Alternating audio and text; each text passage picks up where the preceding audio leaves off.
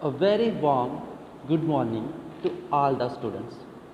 आशा करता हूँ कि आप सब ठीक होंगे और अच्छे से अपनी स्टडीज़ पे कंसंट्रेट कर रहे होंगे और आप सभी सेफ भी होंगे।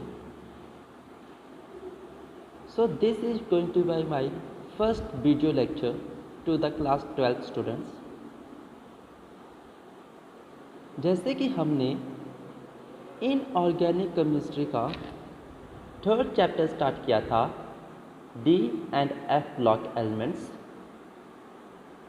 आज हम D and F block elements की जर्नल कैरेक्टरिस्टिक्स करेंगे और उनमें सब में पहली जर्नल कैरेक्टरिस्टिक है atomic and ionic radii in d block elements.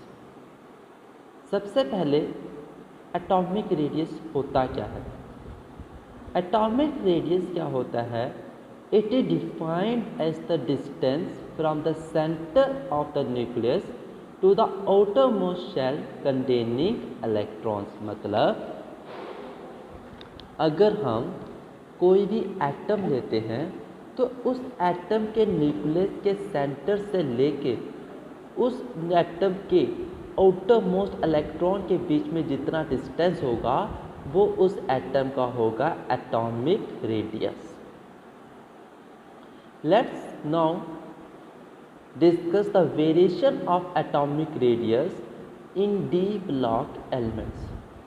D block elements में कैसे एटॉमिक रेडियस वेरी करता है along the period and down the group. First we discuss along the period. The atomic radius जो होता है transition metals का, वो बीच में होता है, that is lies in between those of S block elements and p block elements. जैसे कि हमको पता है कि एस ब्लॉक एलिमेंट्स कहाँ होते हैं?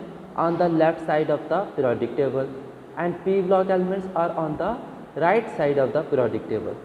इसका मतलब जो एस और पी है जो दोनों के बीच में होते हैं डी ब्लॉक एलिमेंट्स, और इसी की वजह से जो डी ब्लॉक एलिमेंट्स होते हैं उनका जो एटॉमिक रेडियस होता है वो इन दोनों के बीच में लाई करता है। अगर हम अलोंग द सीरीज मतलब अलोंग द पीरियड देखें, जो एटॉमिक रेडियस होता है डी ब्लॉक एलिमेंट्स का वो डिक्रीज करता है with increase in atomic number.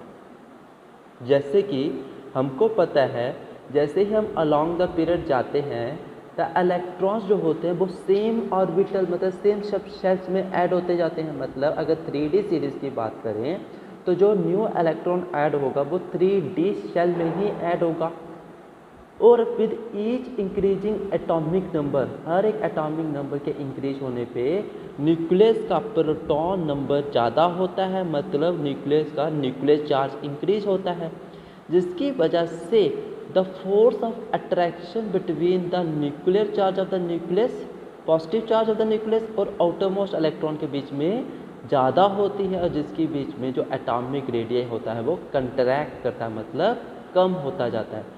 इसीलिए जब हम atomic radius of D block elements देखते हैं तो वो along the period in any series वो क्या करता है, कम होता है with increase in atomic number. लेकिन जो ये डिक्रीज है ना वो सिर्फ हाफ वे तक ही अच्छी तरह से डिक्रीज होता है। उसके आगे क्या होता है? डिक्रीज तो होता है एटॉमिक रेडियस, लेकिन वो इतना स्मॉल होता है कि बहुत स्मॉल तरीके से डिक्रीज होगा with increase in atomic number. ऐसा क्यों होता है? जैसे कि मैंने एक टेबल शो किया है, इस टेबल में देखिए दिस इज शोन, हमने कुछ ट्रांजिशन सीरीज है, 3D series, 4D series and 5D series. अगर हम 3D सीरीज की ही बात करें फ्रॉम स्कैनेडियम टू, अगर हम स्कैनेडियम से स्कैनेडियम टू क्रोमियम जाएँ तो एटॉमिक रेडियस शार्पली डिक्रीज कर रहा है, लेकिन उसके बाद बिल्कुल स्लोली डिक्रीज कर रहा है ना के बराबर। जैसे scandium atomic radius 162, titanium atomic radius 147, vanadium atomic radius 134, chromium atomic radius 127, manganese atomic radius 126, cobalt atomic radius 125, nickel atomic radius 124, copper atomic radius 124, zinc atomic radius 134।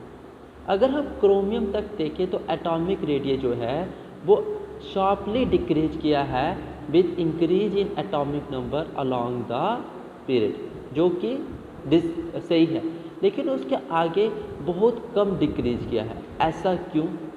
अगर मैं इसकी एक्सप्लेनेशन दूँ, हाँ, अगर बिगिनिंग में देखें जो एटॉमिक रेडियस था वो डिक्रीज कर रहा है with increase in atomic number, as the nuclear charge increase होता है तो फोर्स ऑफ अट्रैक्शन भी इंक्रीज होगी।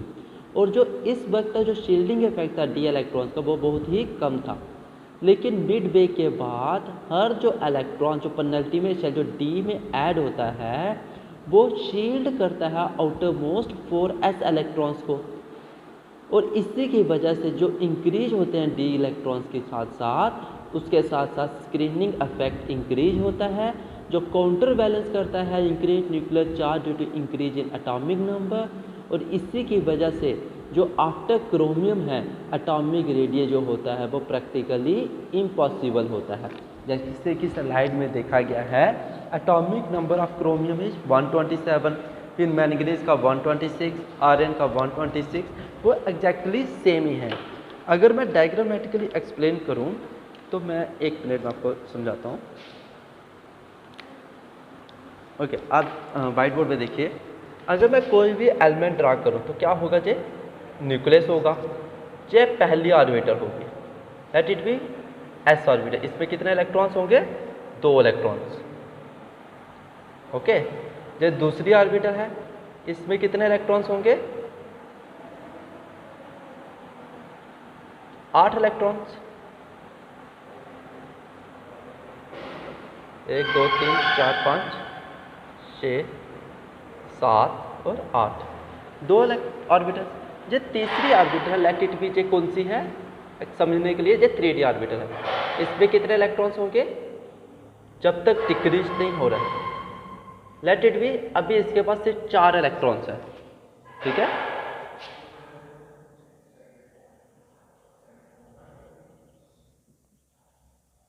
कितने इलेक्ट्रॉन्स हैं? 4। और इसके आउटर मोस्ट ऑर्बिटल कौन सी आएगी?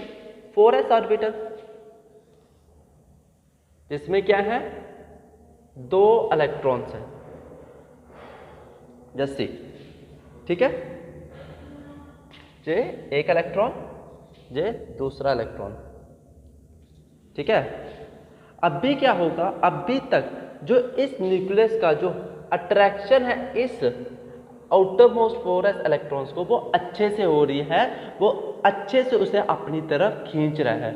लेकिन जैसे जैसे इस d ऑर्बिटल में इलेक्ट्रॉन्स की फिलिंग होती जाएगी तो एक इलेक्ट्रॉन इसके बीच में आएगा, इधर आएगा, ऐसे ऐसे इंक्रीज होते जाएंगे d इलेक्ट्रॉन्स।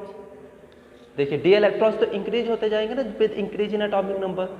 अब कोई इलेक्ट्रॉन इन दोनों के बीच में आता है तो न्यूक्लियस चार्ज का इफेक्ट यहीं तक रहेगा, और ये दोनों इलेक्ट्रॉन्स नेगेटिव नेगेटिव होने के कारण क्या करेंगे? एक दूसरे को रिपल्शन करेंगे, मतलब रिपेल करेंगे, जिसकी वजह से जिस अट्रैक्टिव फोर्स से इस न्यूक्लियस को इस इलेक्ट्रॉन को खींचना चाहिए था वो उतनी फोर्स से नहीं खींच पाता है। इसी वजह से क्रोमियम के बाद जो एटॉमिक रेडियस होता है वो बहुत ही कम होता है, जैसे कि शोन है chromium 126, iron 126 and so on.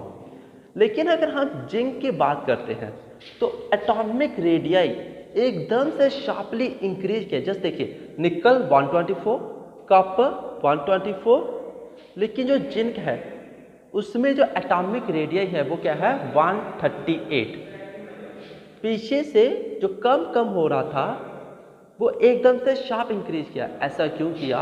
देखो, अब इतने ज़्यादा इलेक्ट्रॉन्स हो चुके हैं, ये इलेक्ट्रॉन्स इस इलेक्ट्रॉन को इस फोर्स को ओवरकम कर देगा, मतलब जो न्यूक्लियर फोर्स होगी वो कम हो जाएगी और जो रिपल्शन फोर्स होगी वो क्या होगी?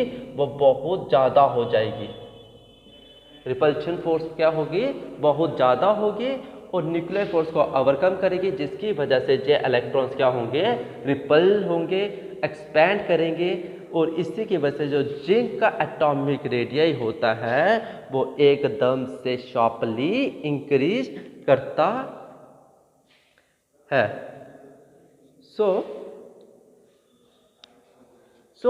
अब आपको आशा करता हूँ क्लियर होगा कि कैसे जिंक का एटॉमिक रेडियस शार्पली इंक्रीज करता है टूवर्ड्स द एंड।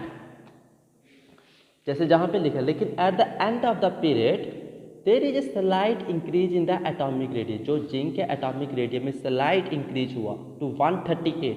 ऐसा क्यों होता है? क्योंकि एंड ऑफ द सीरीज में जो इलेक्ट्रॉन रिपल्शन है between the added electrons in the same orbitals के बीच में वो बहुत ज़्यादा हो जाती है then the attractive forces due to the increase nuclear charge, जिसकी वजह से जो इलेक्ट्रॉन क्लाउड है वो एक्सपेंड होता है, और इसी की वजह से जो लास्ट में इलेक्ट्रॉन्स हैं, एलिमेंट्स हैं, उनका एटॉमिक रेडियस शार्पली इंक्रीज करता है।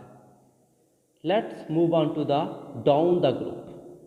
हमको पता है कि डाउन द ग्रुप जो होता है हर केस में जो एटॉमिक रेडियस होता है वो इंक्रीज करता है। ऐसा क्यों?